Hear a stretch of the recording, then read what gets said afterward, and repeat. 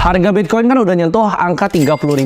Nah ini banyak banget dari kalian ya yang nanya ke gue, kok itu belinya kapan sih? Apakah belinya sekarang nih? Belinya nanti ya tunggu turun dulu? Atau kapan sebenarnya belinya? Nah gue punya prinsip sebenarnya walk the talk ya. Jadi gue mau ngajarin kalian apa yang gue lakukan. Gue nggak suka cuma nyuruh kalian terus gue nggak praktekin langsung. Jadi kali ini sebenarnya gue pengen bikinin sebuah series yang spesial untuk kalian, yaitu namanya borong Bitcoin. Jadi ini bakal gue update setiap bulannya sampai nggak tahu kapan. Tapi gue pengen praktekin ke kalian kapan sih sebenarnya waktu yang tepat untuk belinya. Soalnya kalau cuma ngomong doang ya kan banyak orang bilang oh bisa beli dari segini. Sebenarnya gue udah sering sharing ke kalian dari awal Januari, dimana gue bilang gue beli itu di sekitar 18-an ribu. Kalian bisa cek di Instagram highlights gue di sini ya. Jadi gue udah bilang sebenarnya dari lama. Cuman kan waktu itu gue nggak tunjukin ya gue beli dan nggak diupdate gitu kan. Nah itu kurang asik menurut gue. Gimana kalau misalnya gue praktekin sekarang aja nih, gue bikin akun yang baru dari nol dan kita lihat bareng-bareng perkembangannya seperti apa. Nah sekarang ini sebenarnya kondisi menarik. Kenapa bisa naik sampai 30-an ribu? Karena cryptocurrency ini menurut gue ada beberapa berita yang price in ke dalam marketnya. Dari kemarin 26 ribu tiba-tiba terbang sampai 30 ribu. Kita lihat bahwa Bitcoin ini bukan aset yang sekarang dipandang sebelah mata. Dulu orang-orang di traditional finance ya kita sebutnya orang-orang perbankan ya, para banker itu banyak yang ngata-ngatain Bitcoin gitu. Seperti Jamie Dimon bilang Bitcoin itu adalah petrok dan segala macam. Tapi kita lihat sekarang institusi besar ya, salah satu yang paling besar yaitu BlackRock, $10 triliun asset under management. Itu udah apply buat ETF ya. Kita lihat Hong Kong ya, ini sebenarnya China soft opening. Di HSBC-nya kita lihat ya, itu udah di-approve untuk ETF Bitcoin dan Ethereum-nya. Jadi cryptocurrency ini bukanlah aset yang dipandang sebelah mata lagi sama orang-orang pada traditional finance. Kita lihat banyak banget ya, aset management seperti Fidelity, Charles Schwab, Deutsche Bank, dan banyak lainnya menurut gue yang bakal ikut sebentar lagi ya. Ini global udah mulai, dan tinggal tunggu waktu aja semua bank di dunia udah mulai melek terhadap hal ini. Jadi kan mereka ini apply-nya mungkin 8-10 bulan lagi, dimana itu udah dekat-dekat Bitcoin halving ya. Jadi kalau kita beli sebelum mereka di-approve, dan itu uang kan masuk banyak, kalian bisa bayangin nggak sih? iShares Bitcoin Trust ya kan? Brand yang dibawa dengan iShares-nya BlackRock itu sangat besar ya. Jadi orang-orang yang tadinya skeptis itu akan masuk semuanya. Jadi alangkah baiknya kita koleksi sekarang sebelum para perbankan itu di-approve ETF-nya. Ya, buat yang nggak tahu ETF gue jelasin sederhana, ETF itu Exchange Traded Fund. Ya, itu kayak kalian beli reksadana tapi diperdagangkan di pasar. Ini gue lihat ya, hanya tinggal sebentar lagi kripto jadi mainstream. Sebelumnya gue ngira masih lama nih, mungkin masih 2-3 tahun lagi traditional finance masuk seperti ini. Tapi dalam sebulan belakangan ini berbondong-bondong masuk. Gitu. Dan gue lihat di sini bahwa 1 miliar ya, 1 miliar rupiah per koin itu bukanlah mimpi belaka. Jadi gue pertama bikin akademi gue. Waktu itu market cap Bitcoin masih $300 million. Sekarang kita lihat dari 600 million. Ya, bentar lagi $1 triliun. Kalian percaya? Setelah halving itu udah pasti lewat dari $1 triliun market capnya. Ini kalau kita lihat ya dari awal tahun, gue sebenarnya udah bilang ke kalian bahwa gue investasi. Di sini gue nggak ngajak ya. Gue nggak ngajak kalian buat ikutan gue. Ini gue sharing apa yang gue lakukan. Gue masuk di Januari sekitar 18.000. Tapi average gue kalau total portofolio gue tuh udah agak tinggi. Di sekitar 24.000. Karena gue selalu hantam terus. Nah tapi ini cuma omong doang gitu. Ini cuma omong doang. Kalian bisa percaya, bisa enggak. Tapi kalau yang udah ikutin gue dari Januari, kalian tahu bahwa gue sering sharing. Tapi sekarang gue pengen bikin sesuatu yang lebih transparan. Kalau kita lihat ya, returnnya dari awal tahun, Bitcoin itu ngalahin semuanya. Kalian ngomong indeksnya bond, kalian ngomongin IHSG kita mana -3. Ini kalian chartnya sini ya, di TradingView. Bitcoin tuh bantai semua aset jauh banget year to date. Ya. Dan kedepannya akan dibantai lebih jauh lagi. Jadi menurut gue nggak ada better aset di dunia ini dibanding Bitcoin untuk sekarang. Lo mau ngomong gold, lo mau ngomong S&P 500 ya, apapun itu kalah sama Bitcoin. Gue itu orangnya simple, karena terlalu banyak yang bilang beli sekarang oke nggak, beli nanti oke nggak. Kita praktekin aja bareng-bareng. Lu ikutin aja kalau gue beli gitu ibaratnya ya. Dan kita lihat nih 2, 3, 4, 5 atau berapapun tahun ke depannya. Gue nggak suka simulasiin kalian bilang gini, oh kalian beli Bitcoin sekarang nanti 10 tahun lagi jadi sekian. Nggak perlu ya. Dan mungkin kalian yang nggak percaya dan malah nyinyir. Jadi kita praktekin aja langsung, kita buka portofolio secara terbuka. Gue mau buktiin ke kalian ya, dengan investasi yang paling simpel ya kan. Gue paling suka kata-kata KISS, keep it simple stupid ya kan. Gue pengen tunjukin kalian, kripto itu nyari uang di sana nggak susah ya.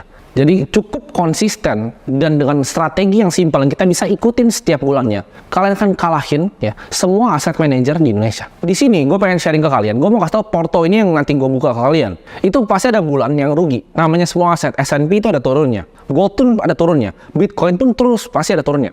Tapi gue akan tunjukin conviction di mana pas gue beli justru pas turun, dan pikiran gue, thought process gue, berita yang sedang ada di market itu seperti apa.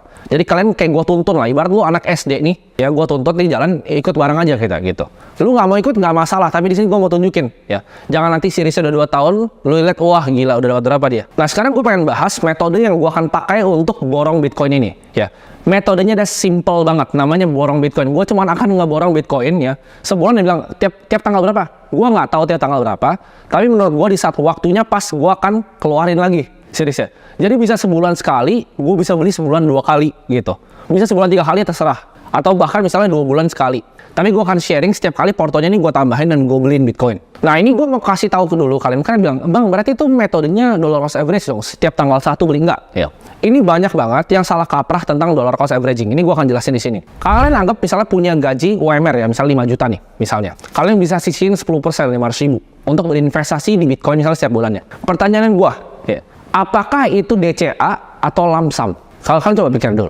Nah ini kalian banyak yang keliru, banyak influencer yang bilang oh DCA. Mereka nggak ngerti DCA itu apa. DCA itu kalian misalnya punya uang 5 juta nih, lu mau cicil 500 ribu dalam 10 bulan itu baru DCA. Tapi kalau gaji lu 5 juta, lu sisihin 500 ribu untuk berinvestasi, lu taruh 500 ribunya itu di sebuah aset, itu lump sum. Karena uang yang lu dapat itu waktu sekian, ya. Lu langsung sisihin, lu taruh. Itu format dari lump sum. Jadi itu bukan dollar cost averaging. Pertanyaannya, kok kenapa nggak di DCA aja kalau kayak gitu? Kenapa kita lump sum seperti ini? Di sini gue bikin video ini, gue nggak mau bikin tentang ngajarin kalian DCA, ngelawan lump sum itu lebih optimal yang mana. Gue hitungin kalian datanya. Lu lihat aja langsung di research di sini. Nanti gue link di bawah ya. Ini research dari Vanguard. Lu tinggal download aja, lu baca ya.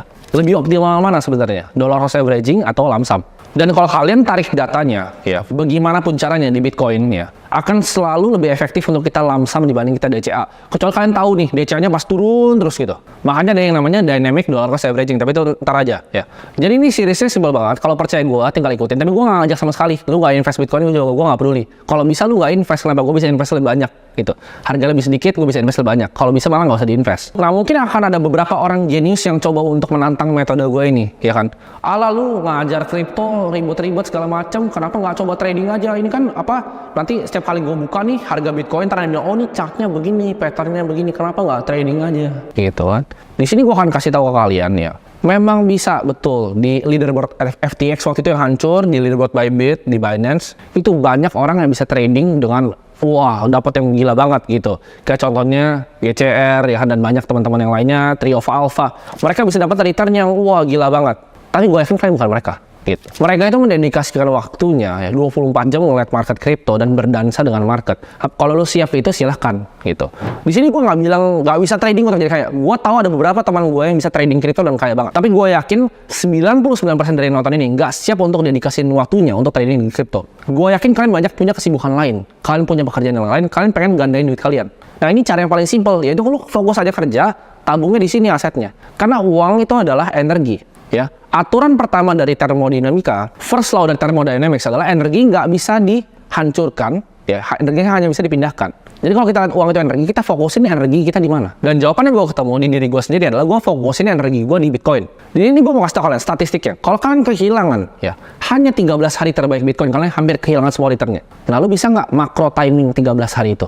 Kalau jawabannya enggak, lu bahkan nggak tahu ya tentang suku bunga dan lain-lain, udah nggak usah coba untuk timing the market, lu pasti akan kena bantai habis-habisan. Apalagi yang baru mau mulai, udah coba di derivatif, coba di futures, leverage, options, pasti kebakaran lu semua portofolionya, ya. Dan sini gua akan tunjukin, atau nggak gini aja, lu nggak percaya gue boleh bagi dua portofolionya, 50%, 50%, 50% lu pakai cara lu, ya, lu mau trading futures pakai cara lu, 50 lu coba ikutin yang program gua ini. Kita lihat aja dalam 3 tahun menangnya mana total portofolionya. Karena orang banyak cherry picking, mereka 5% dari portonya ditaruh nih trading nih, oh tuh 100%, padahal cuma 5% portonya. Atau cuma 1% dari portonya, oh futures gue bisa 80% nih bang. Iya 1% lah taruhnya.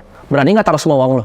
Kalau taruh semua uang lo di satu aset, naikin 20%, itu lebih besar dibanding cuma 1% naiknya uang gede-gede gitu kan. Jadi cari cara yang paling optimal untuk gandain uang. Terserah kalian caranya mau apa. Tapi di sini gue mau kasih yang paling gampang sebenarnya untuk diikutin sama orang-orang dalam masyarakat yang luas. Buat yang bisa trading, gue hormat ya, hats off to you. Oke, sekarang mungkin pertanyaan dari kalian, oke, kita beli Bitcoin ini pakai apa? Pakai exchange apa? Gue udah sering bilang ya di Instagram gue dan banyak tempat lain, gue itu nggak suka sama sekali di endorse. Jadi gue tuh biasa tolakin semuanya. Gue nggak pernah terima endorse dan gue nggak pernah mau dibayar apalagi untuk aset finansial. Kenapa? Ntar kayak FTX. Gue nggak tahu apa nih, misalnya kalau gue promoin FTX waktu itu gue mati gitu. Jadi gue nggak mau ngelakuin hal ini karena gue nggak tahu exchange yang gue akan sebut masih ada lagi atau enggak. Not your keys, not your coin. Belajar self custody.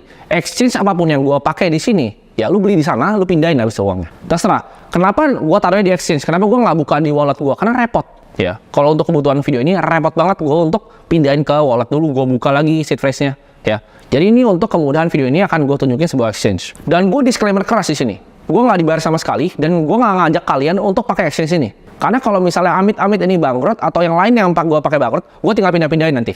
Jadi gue nggak mau disalahin kalau misalnya ada apapun yang terjadi sama exchange ini. Itu resiko kalian sendiri ya. Kalian pencet tombolnya, kalian pilih sendiri, terserah ya. Kalian pilih terserah, tapi ini gue pakai karena ada alasannya. Exchange yang gue akan pakai untuk kebutuhan borong Bitcoin ini adalah Indodax. Jadi gue akan buka portofolio secara terbuka di Indodax. Sebenarnya ada alasannya kenapa gue pakai portfolio ini. Nah, lu mau alasan yang keren atau alasan sebenarnya? Kalau alasan yang keren, ya lu bisa lihat di sini. Jadi ini akun bahkan ya, sebenarnya ini akun namanya nyokap gue. Jadi waktu itu gue karena gue nggak punya KTP, ya kan, perlu KYC. Jadi gue pakai ini gitu. Karena waktu itu gue gak punya KTP, gue main nyolong aja. Nyokap gue bahkan nggak tahu gue punya akun ini ya. Jadi kalau nyokap gue nonton ini, gue nyolong KTP lu ya.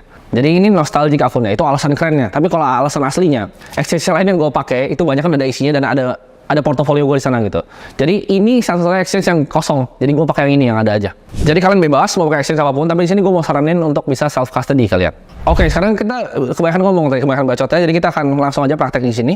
Ini gue udah taruh 100 juta. Jadi ini tadi akunnya 0, ini gue baru taruh 100 juta. Nah di sini gue akan praktekin di mana gue akan beli Bitcoin ya, simple banget. Jadi gue coba di sini, ini gue pakai yang simple kayaknya. Harusnya ada yang pro sih. Ini gue 100% aja semuanya gue beli. Gue buy coin. Sebenarnya gue udah lama banget nggak pakai Indodax. Jadi kayaknya udah beda aplikasi bahkan daripada dulu. Udah lebih bagus sih sebenarnya. Oke, gue dapat 0,2 Bitcoin gitu. Oke, go back. Nah ini jadi portofolio gue nih sekarang. Nah ini portofolio gue, udah ada Bitcoinnya. Nah jadi portofolio ini ya gue akan bikin terbuka untuk kalian. Portofolio ini gue akan buka mungkin di Twitter, di Instagram, ya di TikTok. Terserah, ntar kalian bisa ikutin portofolio ini. Hashtagnya itu adalah gue akan selalu pakai namanya borong Bitcoin karena gue akan tunjukin gimana caranya gue borong Bitcoin. Tapi gue nggak terpaku sama exchange ini ya. Gue bebas, gue mau ngomong toko kripto kayak gue mau ngomong yang lain bebas. Karena gue sama sekali nggak disponsor. Cuman ini akun exchange yang kebetulan kosong dan gue mau pakai untuk praktekin ke kalian. Video ini kita akan update ya mungkin setiap bulannya, mungkin sebulan 2 kali, sebulan sekali, sampai nanti kira-kira Bitcoin itu akan halving. Ini gue kasih kalian, ya ini gabungan dari HSBC, BlackRock, Fidelity, yaitu exposure sekitar 25 triliun US dollar ya. Bitcoin itu market cap baru 600 billion dollar. Kalian di sini perbandingannya. Bitcoin, equity, real estate was jauh banget. Bitcoin sama credit market aja nggak nyampe 1%. Gue percaya Bitcoin adalah aset terbaik yang pernah diciptakan di dunia ini dan kita akan buktikan tanpa omong kosong. Gue suka banget quotes dari Steve Jobs ya, yaitu marketingnya Apple waktu itu, think different, pikirlah secara berbeda. Kita embrace new paradigm ya, jangan mau jadi dinosaurus yang ketinggalan. Jadi pertanyaan apakah udah kemahalan atau enggak, itu gue beli barusan gitu. Dan gue akan beli terus ya, sampai kalian lihat mau turun bahkan ke 20 bentar gue beliin lagi dan gue tunjukin di sini gitu. Thought proses gue selama proses itu apa. Buat tanya pertanyaan kalian, apakah 30.000 itu kemahalan atau enggak? Jawabannya enggak, buktinya gue baru beli ya. Jadi itu masih jauh banget dari ekspektasi gue, dari target price gue masih jauh banget, dan gue nggak akan jual dalam waktu yang singkat. Ini gue akan tahan untuk 10 tahun, 20 tahun, 30 tahun, 40 tahun, 50 tahun gitu bahkan.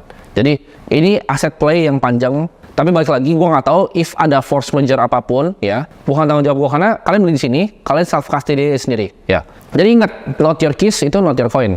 Nah buat yang ngerti maksudnya apa itu, kalian pelajarin dulu ya. Apa itu public key, private key, kriptografi, hashing dan semuanya kalian pelajarin. Apa itu SHA-256, kalian pelajarin semua secara detail dulu, baru nyemplung ke sebuah aset gitu. Karena saran gue jangan beli kucing dalam karung. Kalau kalian nggak ngerti tentang Bitcoin, kalian nonton ini, ini kayaknya nggak jelas nih Bitcoin, nggak usah beli. Ya, nggak usah beli. Lanjutin apa investasi yang kalian ngerti. Jadi ya gitu dong, video simple dan kita akan update terus. Bye bye.